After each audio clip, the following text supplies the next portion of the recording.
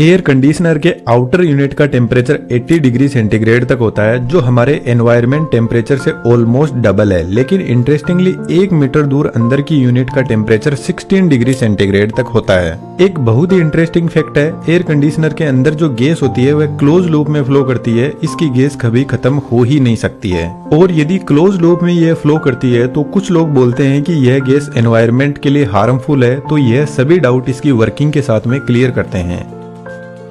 Air conditioner की कोई ज्यादा कॉम्प्लेक्स इंजीनियरिंग नहीं होती है, स्टार्टिंग होती है कंप्रेसर से। एयर कंडीशनर का हार्ट यही डिवाइस होता है, और इस कंप्रेसर के अंदर आज के मॉडर्न टाइम के अकॉर्डिंग एक एनवायरनमेंट फ्रेंडली गैस भरी जाती है, जिसको R32 बोलते हैं। इस गैस को रेफ्रिजरेंट भी बोल सकते हैं। जब कंप्रेसर इस गैस को कंप्रेस करेगा तो इसका प्रेशर बढ़ने लगेगा, जिसकी वजह से टेम्परेचर भी बढ़ने लग जाएगा। और जब गैस कंप्रेसर से बाहर निकलेगी तो इसका टेम्परेचर होगा 80 डिग्री सेंटीग्रेड। अब इस हाई टेम्परेचर को हमें थोड़ा ठंडा करने की जरूरत है, तो रेफ्रिजरेंट पहुंचता है कंडेंसर कोयल के पास में। आज के टाइम में एसी के ऊपर 100% कॉपर कोयल लिखा रहता है, तो कंपनी इसी कोयल की बात कर रही होती है, क्योंकि कॉपर कोयल की हीट एक्सचेंज क्वालिटी बहुत शानदार होती है, तो ये गर्म और ठंडी बहुत जल्दी हो जाती है। इन इतनी लंबी कोयल से जब रेफ्रिजरेंट फ्लो करेगा तो ठंडा होने लगेगा, और इस कोयल से हीट को जल्दी बाहर निकालने के लिए एक फैन भी लगा रहता है। जब रेफ्रिजरेंट कोयल से बाहर निकलेगा तो इसका टेम्परेचर 50 डिग्री सेंटीग्रेड तक पहुंच जाएगा। लेकिन कंडेंसिंग कोयल के पास में जो गैस कंप्रेसर से मिल रही थी उसको यह लिक्विड में बदल देगा।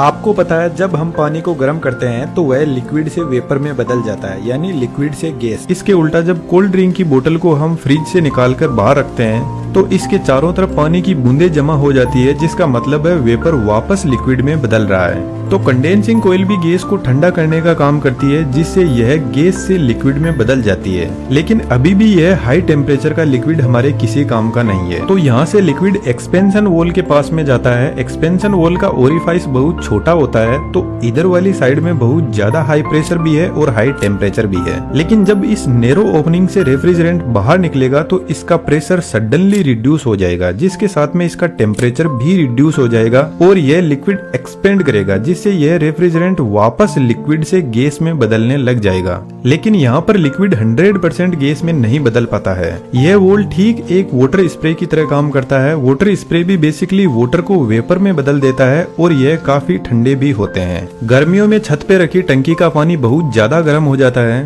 तो उसको ठंडा करने के लिए शावर से आपको पानी का टब भरना होगा, और आप देखना पानी का टेम्परेचर काफी रिड्यूस हो जाएगा। अब यह एकदम ठंडा रेफ्रिजरेंट जाता है हमारे रूम में लगी हुई इवेपोरेटर कोयल के पास में। यह कोयल भी कॉपर की ही बनी होती है, जो हीट एक्सचेंज का काम करती है।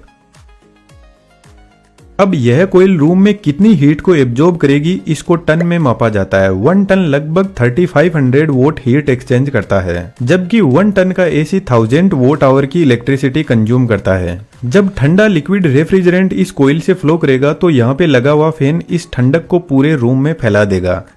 जिस तरीके से कोल्ड ड्रिंक की बोतल के चारों तरफ पानी इकट्ठा होता है, ठीक वैसे ही इवेपोरेटर कोयल काफी ठंडी होती है, तो इसके चारों तरफ भी वाटर के वेपर इकट्ठा होने लग जाएंगे, जिनको साइड में कलेक्ट करके इस पानी को बाहर निकाल दिया जाता है।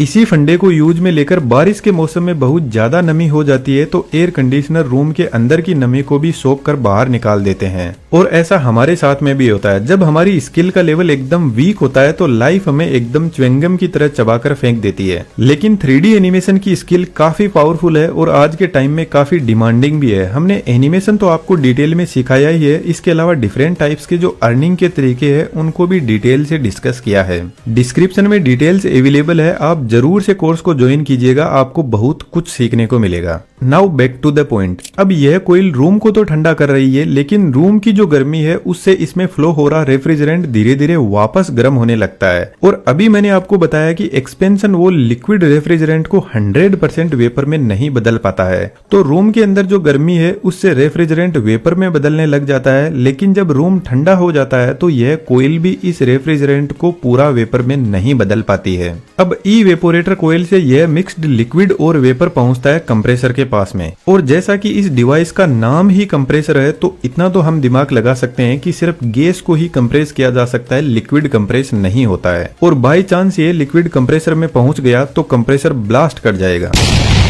और ब्लास्ट नहीं हुआ तो कंप्रेसर के अंदर capacitor start single phase induction motor लगी रहती है, वह जल जाएगी लिक्विड से। तो हमें कंप्रेसर को सेफ रखना बहुत ज्यादा जरूरी है।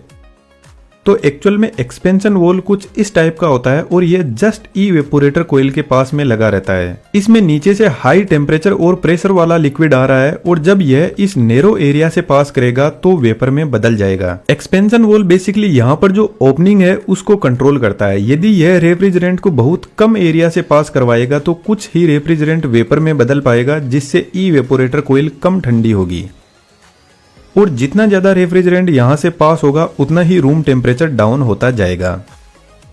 वॉल में ऊपर की तरफ एक डायफ्राम लगा रहता है और यही डायफ्राम इस रोड के थ्रू यहां से फ्लो हो रहे रेफ्रिजरेंट को कंट्रोल करता है।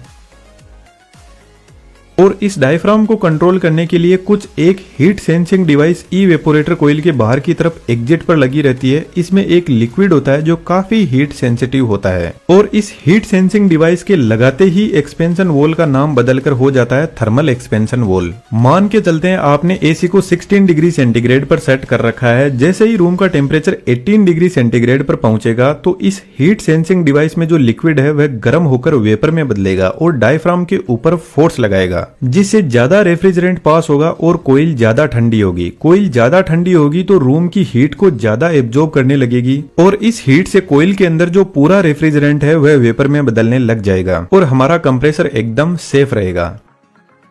बेसिकली कंप्रेसर कंडेंसिंग कोइल के एकदम पास में लगा रहता है और आज के टाइम में स्पाइरल टाइप कंप्रेसर भी एयर कंडीशनर में यूज होते हैं जो काफी साइलेंट और स्मूथ होते हैं। इन सभी टाइप के कंप्रेसर की मैंने इस वीडियो में डिटेल से बात की है, तो इसको आप यहाँ से देख सकते हो। यहाँ पर दोनों पाइप, एक जिसमें कंप्रेसर से इवेपोरेटर की तरफ लिक्विड जा रहा है और दूसरी जिसमें इवेपोरेटर से निकलकर वापस कंप्रेसर के पास में जा रहा है, यह दोनों पाइप एक दूसरे के पास में सेट की जाती है। इसके पीछे रीजन है, इधर रेफ्रिजरेंट कंडेंसिंग कोइल से आ रहा है जो अभी भी काफी गर्म है और रूम को ठंडा करने के लिए जा रहा है, तो इधर वाली कोइल से थोड़ा बहुत यह भी ठंडा होने लगेगा और इधर वाली कोइल से रेफ्रिजरेंट कंप्रेसर के पास जा रहा है तो यह गर्म होकर पूरी तरीके से वेपर में बदलने लगेगा, जिससे ओवरऑल एयर कंडीशनिंग की एफिशिएंसी बढ़ती है। अब एक सबसे इंपॉर्टेंट क्वेश्चन, वीडियो को पॉज करके कमेंट में जरूर से लिखना, क्या आप बता सकते हो कि यहाँ पर कौन सी डिवाइस है जो कूलिंग को कम ज्यादा कर रही है? यदि आपका आंसर थर्मल एक्सपेंशन वॉल्व है तो आप गलत हो। थर्मल एक्सपेंशन वॉल्व बेसिकली यह डिसाइड करता है कि कंप्रेसर के पास में लिक्विड पूरी तरीके से गैस में बदल कर ही जाना चाहिए। यहाँ पर बेसिकली टेम्परेचर को कंट्रोल हमारा कंप्रेसर ही करता है। जब हम एयर कंडीशनिंग के टेम्परेचर को कम ज्यादा करते हैं तो बेसिकली हम कंप्रेसर की मोटर की स्पीड को कम या ज्यादा कर रहे होते हैं। जितना ज्यादा कंप्रेसर रेफ्रिजरेंट को पंप करेगा उतनी ही ज्यादा कूलिंग होगी।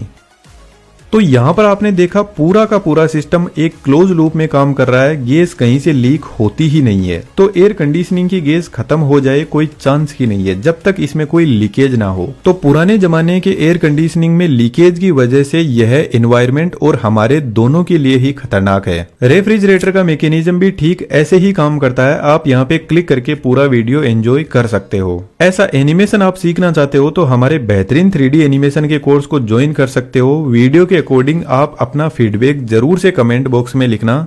Thank you.